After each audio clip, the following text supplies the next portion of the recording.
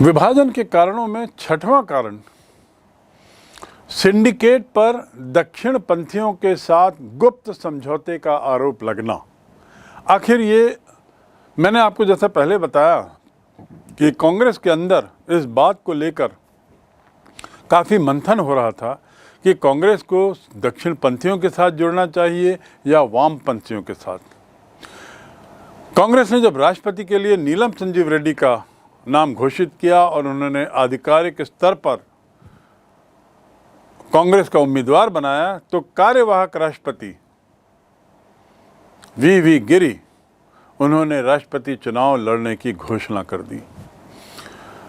Syndicate को ऐसा लगा कि राष्ट्रपति के वी गिरी ने इंदिरा गांधी के कहने पर एक घोषणा की है, जबकि इंदिरा गांधी ने ऐसे किसी भी घटनाक्रम से अपने आप को अलग बताया। लेकिन सिंडिकेट को ऐसा लगने लगा था, उसको आभास हो गया था कि राष्ट्रपति चुनाव में कांग्रेस के आधिकारिक उम्मीदवार के लिए अब राह आसान नहीं होगी। अब दिक्कतें सामने आ गई। इसलिए निजलिंगप्पा ने राष्ट्रपति चुनाव के मुद्दे पर पर्याप्त समर्थन हासिल करने के लिए जनसंघ और स्वतंत्र पार्टी जैसे विरोधी दलों से बात करना शुरू कर दिया। ये जो शंकास्पद स्थिति में सिंडिकेट के द्वारा विरोधी दलों से जो बातचीत की जाती है, इसे कांग्रेस का उस समय का युवा तुर्क और श्रीमती इंदिरा गांधी ये इसे एक सामान्य रूप में नहीं लेता और उन पर आरोप लगाता है कि सिंडिकेट ने दक्षिण पंथियों के साथ समझौता किया है, गुप्त समझौते की ओर बढ़ रहा है। ऐसी अफवाह उड़ी, ऐसी चर्चा उड़ी कि इन दलों के साथ सिंडिकेट ने मिलकर जो समझौता किया है उसके तहत उसने अनुरोध किया है कि यदि आप नीलम संजीव रेड्डी के लिए प्रथम प्राथमिकता वोट नहीं डाल सकते तो दूसरी प्राथमिकता पर डालें। ये जो चुनावी प्रक्रिया है, प्रथम प्राथमिकता, द्वितीय प्राथमिकता, ये संविधान के अंतर्गत आप राजनीति विज्ञान में पढ़ेंगे या पढ़ चुके होंगे। अभी आपको इतना जानना है कि प्राथमिकताओं के आधार पर एक बातचीत होती है और कहा जाता है यदि फर्स्ट प्रेफरेंस यदि नहीं देते तो सेकंड प्रेफरेंस में नीलम संजीव रेड्डी को डालें। इस पर जगजीवन राम, फखरुद्दीन अली अहमद उन्होंने बाकायदा निजलिंगप्पा से ये पूछा कि किस आधार पर दलों से आपने बातचीत की है, आपको किसने इन दलों से जो दक्षिणपंथी थे इनसे बात करने के लिए आपको किसने अधिकृत किया। और ऐसा करते हुए इन नेताओं ने सिंडिकेट पर दक्षिणपंथियों के साथ गुप्त समझौता करने का आरोप लगाया, जिससे वातावरण कांग्रेस के अंदर का और ख़राब होता है और उसके बाद झगड़ा बढ़ जाता है। अब हम थोड़ा वी गिरी के बारे में जान लें, जो अंततः राष्ट्रपति के उस चुनाव में विजयी होते हैं जिसको लेकर कांग्रेस दो फाड़ हो गई, विभाजन हो गया। वी गिरी का जन्म 1894 और मृत्यु 1980 में होती है। 1969 से 74 तक वो भारत के राष्ट्रपति बनते हैं। इस नाटकीय परिस्थितियों में उनकी उम्मीदवारी होती है और नाटकीय परिस्थितियों में ही उनका चुनाव होता है। वे भारत के राष्ट्रपति बनते हैं 69 से 74। इससे पूर्व कांग्रेस के नेता थे और आंध्र प्रदेश के रहने वाले और वहाँ के मजदूर नेता के रूप में जाने जाते थे। श्रीलंका, सिलोन, वहाँ पे भारत के उच्चायुक्त भी थे, केंद्रीय मंत्रिमंडल में श्रम मंत्री रहे, उत्तर प्रदेश, केरल और कर्नाटक के राज्यपाल रहे और फिर 1967 से 69 तक उपराष्ट्रपति रहे। राष्ट्रपति जाकिर हुसैन के निधन के बाद कार्यकारी राष्ट्रपति बनते हैं।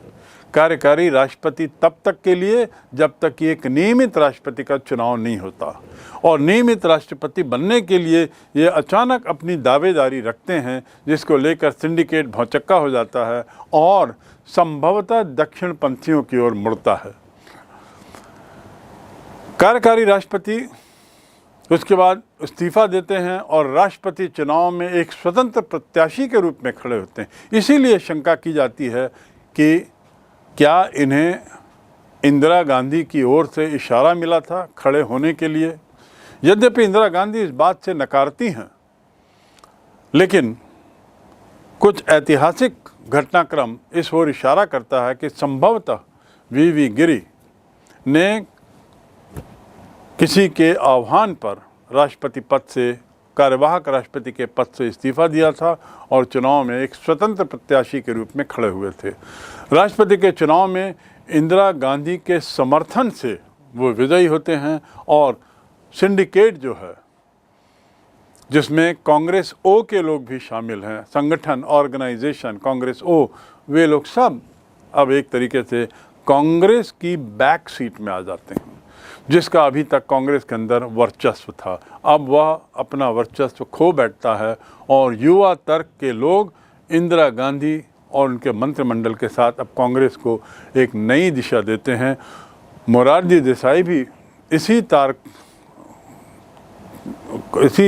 दौरान वित्त मंत्री पद से उन्हें हटाने की बात होती है, वो इस्तीफा देते हैं और राष्ट्रीयकरण की घोषणा होती है। एक और जहां कांग्रेस के एक धड़े पर यह आरोप लग रहा था कि वह दक्षिण पंथियों के साथ कुछ गुप्त समझौते का प्रयास कर रहा है और संभवतः बातचीत चल रही है, वहीं दूसरी ओर कांग्रेस का जो दूसरा धड़ था उस पर भी कुछ आरोप लगे, लांछन लगे।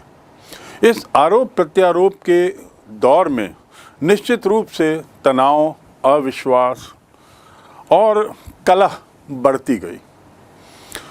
इंदिरा गांधी का जो गुट था वो कुछ साम्यवादी विचारधाराओं को तो था ही, और इंदिरा गांधी का झुकाव भी उस युवा तुर्क की ओर ज़्यादा था बनाम बजाय संगठन के उन वरिष्ठ बुजुर्ग लोगों की ओर जिन्हें हम सिंडिकेट कहते हैं।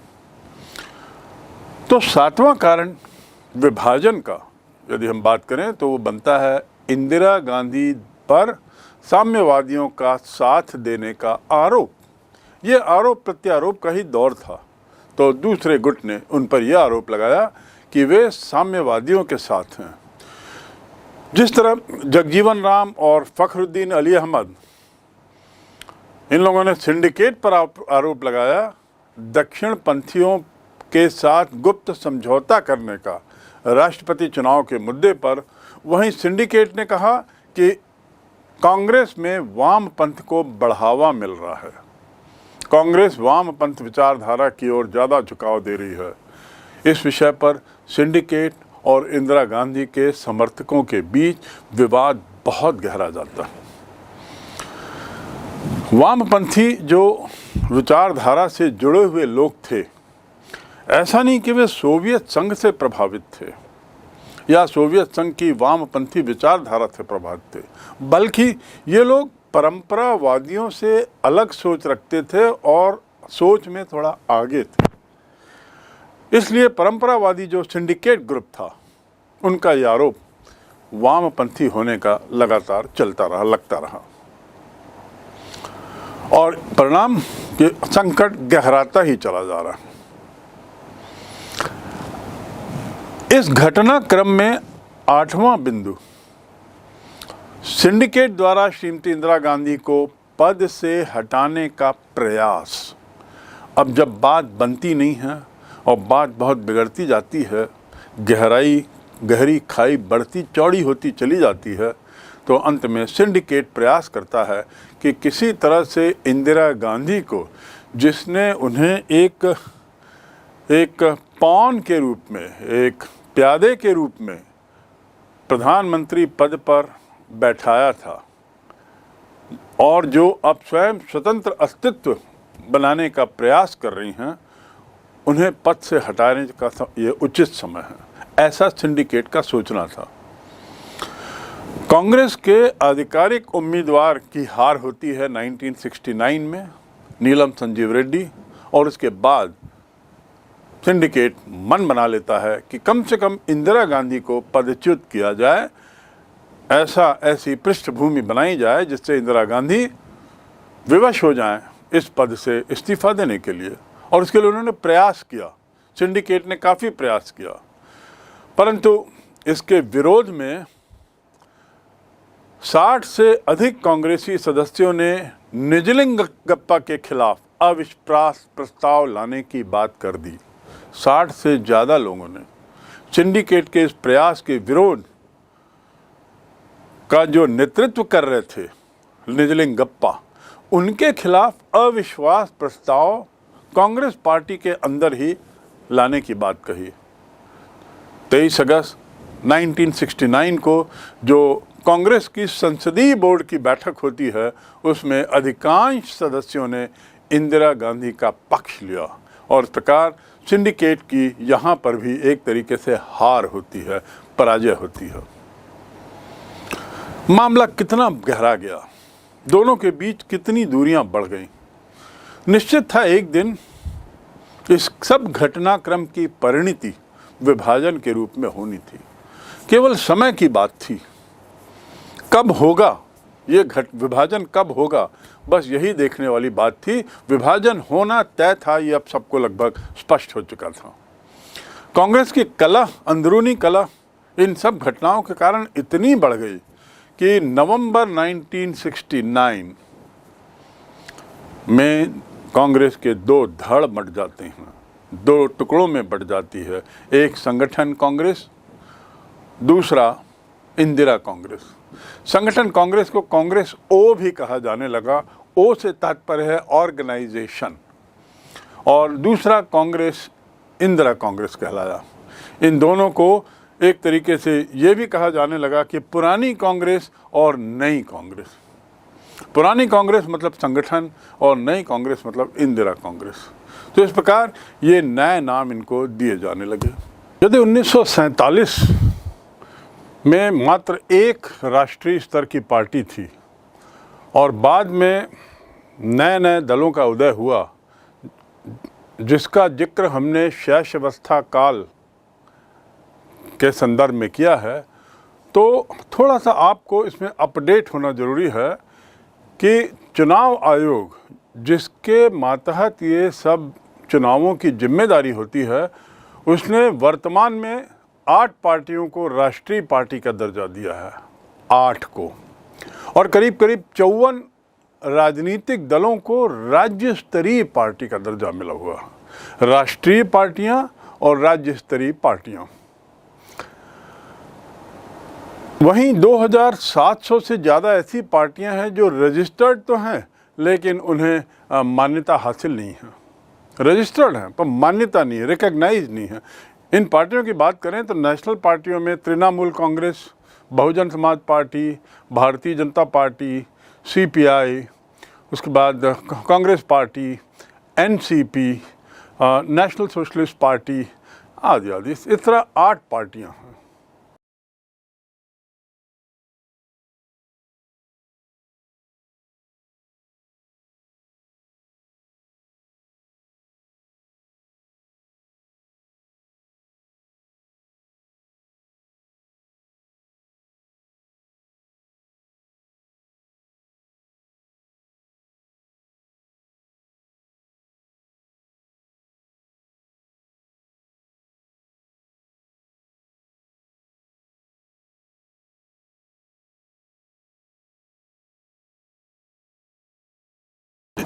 यदि राज्य पार्टियों की बात करें तो जो मैंने 54-55 पार्टियों का बताया है, निर्वाचन आयोग ने उन्हें मान्यता दी है, तो आप पाएंगे कि मूलतः कि लगभग हर राज्य में 2-3 पार्टियां औसतन राज्य पार्टियां हैं। छत्तीसगढ़ के संदर्भ में बात करें तो छत्तीसगढ़ में एक ही राज्य पार्टी है, छत्तीसगढ़ कांग्रेस। आज़ादी से पहले केवल 2 ही क्षेत्रीय पार्टियां थीं। इसके मायने ये हैं कि क्षेत्रीय पार्टियों का इतिहास आज़ादी के पहले का है। यद्यपि चुनावों की शुरुआत 1952 से होती है, लेकिन दो पार्टियां जो पहले आ गई थीं उनमें एक है शिरोमणि अकाली दल पंजाब और जम्मू कश्मीर नेशनल कॉन्फ्रेंस। ये दो पार्टियां स्वतंत्रता से पूर्व स्थापित हो गई थी, क्षेत्रीय पार्टियां। ये एक आपकी जानकारी के लिए, अहम जानकारी के लिए ये बात बताई जा रही है। इसके अलावा जाति, समुदाय, धर्म, भाषा आदि को लेकर पार्टियों का गठन होता चला गया और नई नई क्षेत्रीय पार्टियां शुमार होती गईं। डीएमके और एआईडीएमके ऐसी दो पार्टियां रही पूर्व में जिन्होंने दो राज्यों में अपनी सरकार बनाई, और वर्तमान में आप एक ऐसी तीसरी क्षेत्रीय पार्टी है जिसकी एक से ज़्यादा या दो राज्यों में जिसकी सरकार है। इन पार्टियों की यदि बात करें तो मैंने जैसे बताया आपको कि 8 पार्टियों को राष्ट्रीय पार्टी का दर्जा दिया गया था, और ये पार्टियां राष्ट्रीय दर्जे की पात्रता किस प्रकार रखती हैं, किन कारणों से रखती हैं, ये चुनाव आयोग के नियमावली के आधार पर तय होता है। कैसे मिलता है राष्ट्रीय पार्टी का दर्जा, थोड़ा ये जानना भी हमारे लिए अहम है। 3 में से कोई सी भी एक शर्त पूरी करना होगा। 3 शर्तें आपको यहाँ दिख रही हैं। इनमें से कोई सी भी एक शर्त पूरी करने पर चुनाव आयोग द्वारा किसी दल को राष्ट्रीय दल का दर्जा दिया जाता है। वो 3 शर्तें, कोई भी दल, उनमें से पहली शर्त ये है, कोई भी दल जिसे 4 राज्यों में राज्य स्तरीय पार्टी का दर्जा मिला हो। 4 राज्यों में जिसे राज्य स्तरीय पार्टी का दर्जा मिला हो उसे राष्ट्रीय पार्टी कहा जा सकता है। दूसरा, पार्टी 3 अलग अलग राज्यों में मिलाकर लोकसभा की 2% सीट जीते, अर्थात 11 सीटें। 11 सीटें 3 अलग अलग राज्यों से जीते। तीसरा, यदि कोई पार्टी 4 लोकसभा सीट जीतती है और विधानसभा में 4 राज्यों में 6% मतदान मिलता है, उसके पक्ष में आता है, तो यानी एक शर्त जो है वो केवल 4 राज्यों से संबंधित है, दूसरी शर्त जो है वो लोकसभा से संबंधित है, और तीसरी शर्त लोकसभा और 4 राज्यों से संबंधित, बल्कि लोकसभा और 4 राज्यों से संबंधित है। तो इनमें से कोई सी भी एक शर्त पूरी करने पर राष्ट्रीय पार्टी का दर्जा मिलता है। तो हम देख सकते हैं कि इस तरह से यदि हम थोड़ा और इसका अध्ययन करें आप, तो आप पाएंगे कि कई अन्य पार्टियां राष्ट्रीय दल बनने की पात्रता के निकट हैं।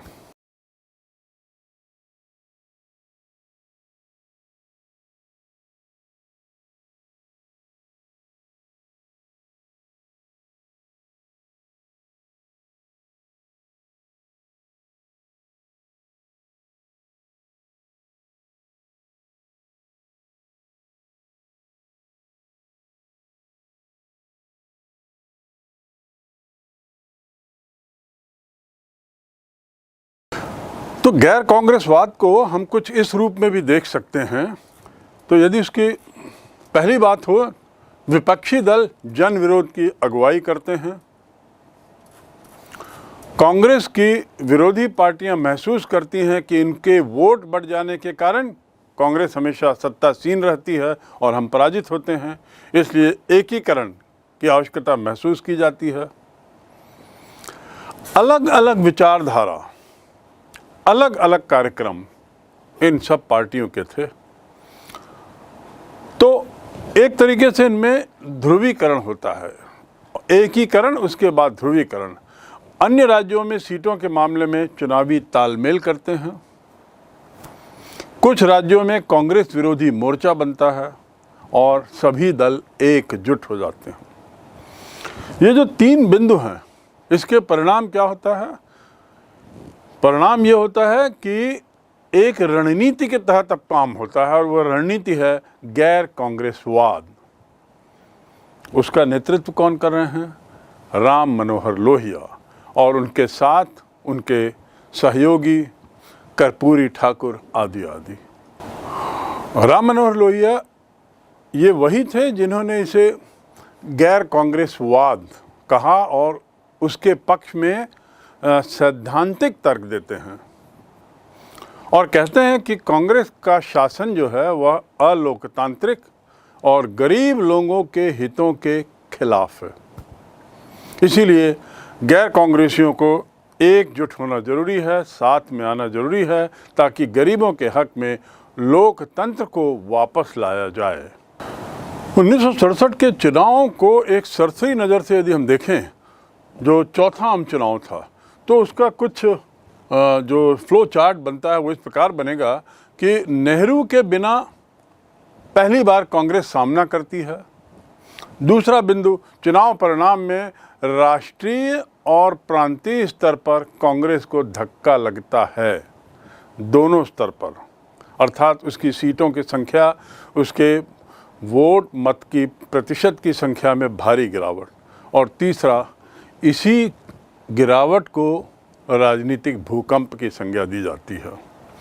जहाँ तक चुनाव परिणाम की बात है, उसके 3 अहम बिंदु हैं। पहला, इंदिरा गांधी के मंत्रिमंडल के आधे मंत्री चुनाव हार गए, जैसे तैसे लोकसभा में। दूसरा बिंदु, जैसे तैसे लोकसभा में कांग्रेस बहुमत बनाती है, यद्यपि उसके प्रतिशत में भारी कमी है। और तीसरा बिंदु, 7 राज्यों में से बहुमत नहीं मिलता है।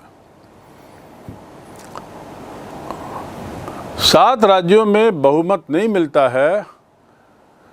2 अन्य में दल बदल के कारण कांग्रेस की सरकार ले दे के बन पाती है।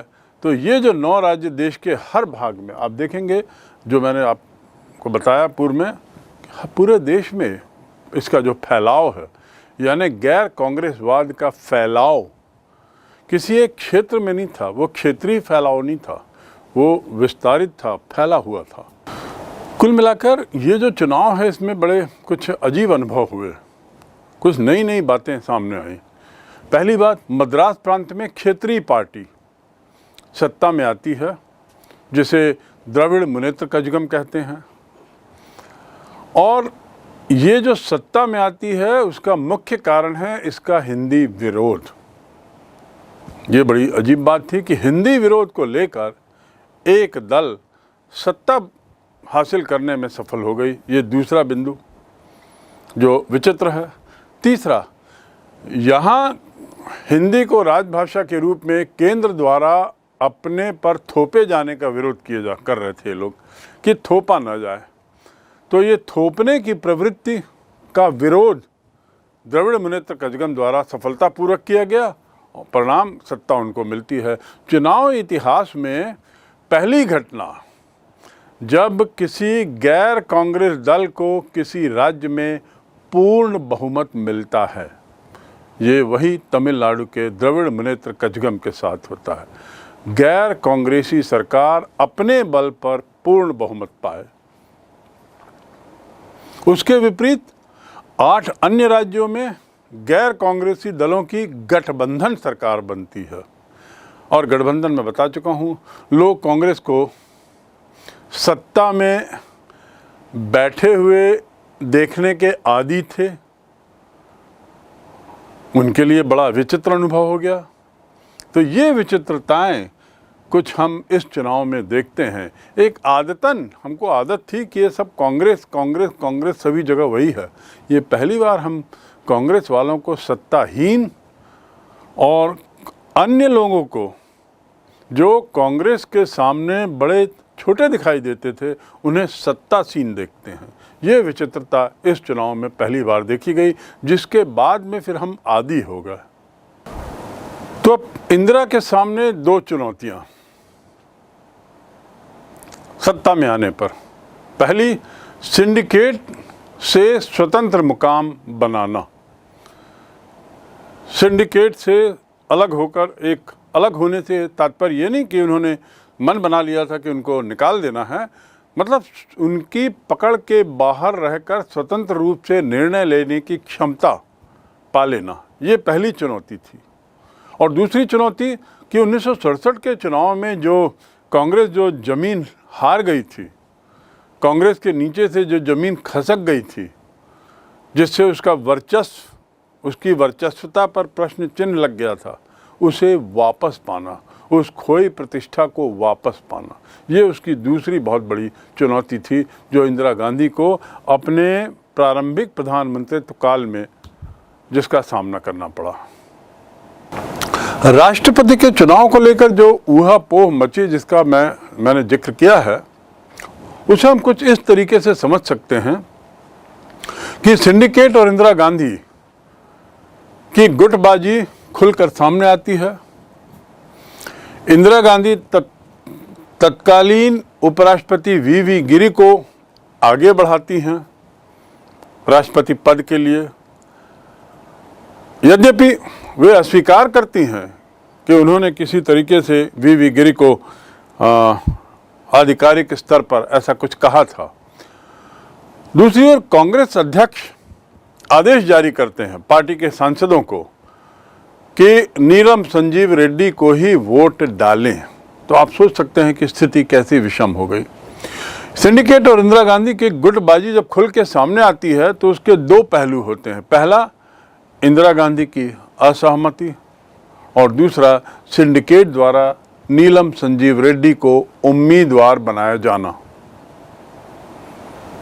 और परिणाम क्या होता है, और ऐसा क्यों होता है? क्योंकि नीलम संजीव रेड्डी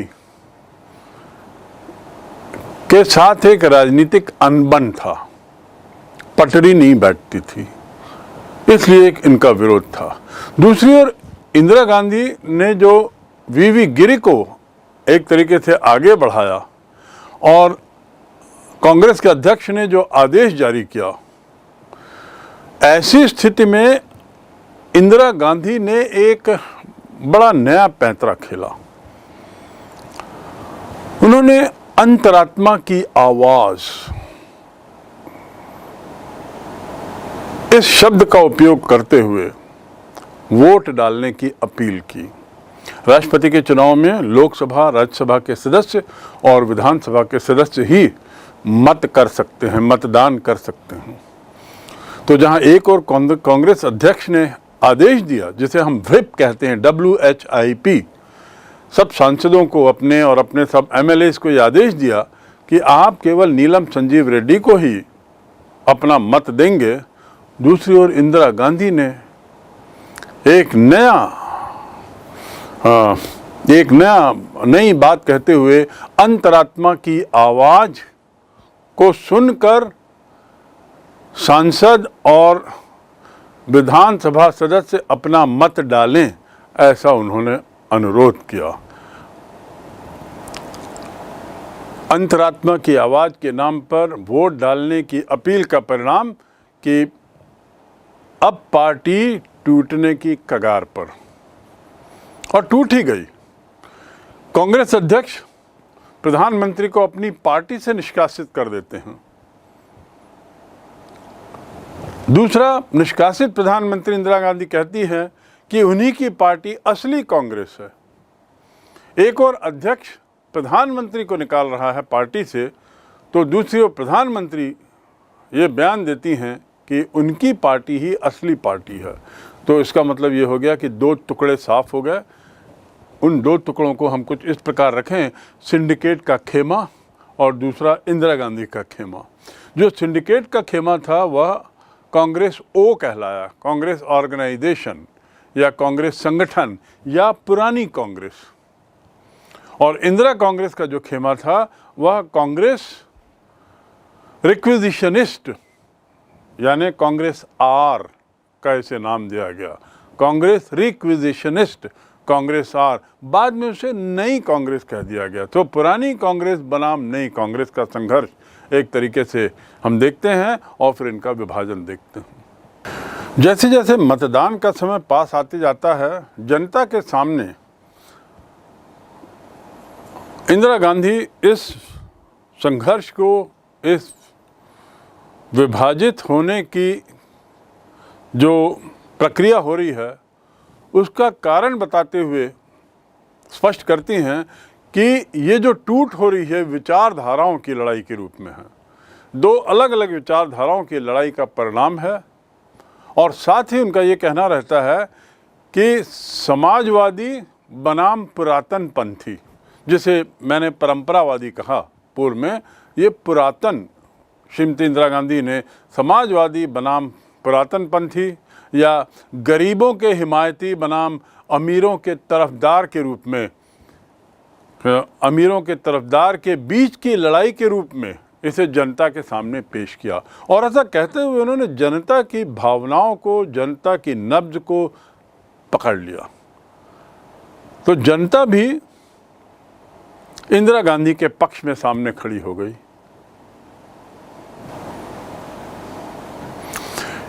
इंदिरा गांधी की सफलता या उनकी पुनर्स्थापना के पीछे उनकी वो सोची समझी रणनीति थी जिसमें उन्होंने जनता के दिल को छू दिया। नई कांग्रेस का जो मुद्दा था वो एक ही था, उनका एजेंडा, उनका कार्यक्रम भी एक ही था, और वह था गरीबी हटाओ। साथ ही उसके खिलाफ ग्रैंड अलायंस के पास कोई न कार्यक्रम था और न कोई मुद्दा था। मुद्दा तो उनका केवल इंदिरा हटाओ था। इसके अलावा इंदिरा गांधी ने देश भर में एक सकारात्मक कार्यक्रम पेश किया और गरीबी हटाओ के नारे से इसे जोड़ के समाज के नीचे के तबके के लोगों का भारी समर्थन अर्जित किया। अपने कार्यक्रम को क्रियान्वित करके दिखाया और इसमें सार्वजनिक क्षेत्र की समृद्धि, भू स्वामित्व, शहरी संपदा क्षेत्र के परिसीमन की बात और अवसरों की असमानता की समाप्ति, प्रिवी पर्स की समाप्ति आदि आदि ऐसे कई कार्यक्रम जोड़े जिससे जनता दिनों दिन उनकी ओर खींचती चली गई। और इसी का परिणाम यह होता है कि अंततः 5वें आम चुनाव में कांग्रेस इतने ज़्यादा बहुमत से वापस आती है जिसे हम पुनर्स्थापना के रूप में देख सकते हैं। तो इस प्रकार कांग्रेस प्रणाली की पुनर्स्थापना के घटनाक्रम को कुछ इस प्रकार संक्षिप्त में आप एक फ्लो चार्ट के रूप में देख लें कि इंदिरा गांधी ने जो किया वो पुरानी कांग्रेस को पुनर्जीवित करने का काम नहीं था। उन्होंने नई कांग्रेस बनाई। नई कांग्रेस के रूप में उन्होंने क्या किया? अपनी लोकप्रियता के बल पर सफलता पाई, एक सर्वोच्च नेता बना। नई कांग्रेस का नेतृत्व जो था वो एक सर्वोच्च नेता की लोकप्रियता पर आधारित था, इसमें कोई गुट नहीं था। साथ ही विभिन्न मतों को लेकर साथ चलने की जो प्रवृत्ति थी, प्रणाली थी, उसको उन्होंने समाप्त कर दिया। सभी को एक मत होना जरूरी था। इंदिरा गांधी के हाथों ये नई पार्टी बनी थी, इसलिए लोगों ने इस पार्टी को हाथों हाथ लिया और कांग्रेस प्रणाली की जो प्रवृत्ति बदल गई थी, जिसका मैं जिक्र किया हूँ, आगे करूँगा, ये प्रवृत्ति ने भी इस दल के पुनर्स्थापना में बहुत अहम भूमिका निभाई। अब रही बात पुरानी कांग्रेस की, विभिन्न मतों को साथ लेकर चलने की क्षमता अब नहीं थी, कोई संगठित ढांचा इनका नहीं रहा और हर तनाव और संघर्ष को जो पचा लेने की क्षमता थी पुरानी कांग्रेस की, वो भी अब समाप्त प्राय हो चुकी थी। इसलिए कांग्रेस प्रणाली की पुनर्स्थापना के पीछे ये सब बिंदु बड़ी अहम भूमिका निभाते हैं।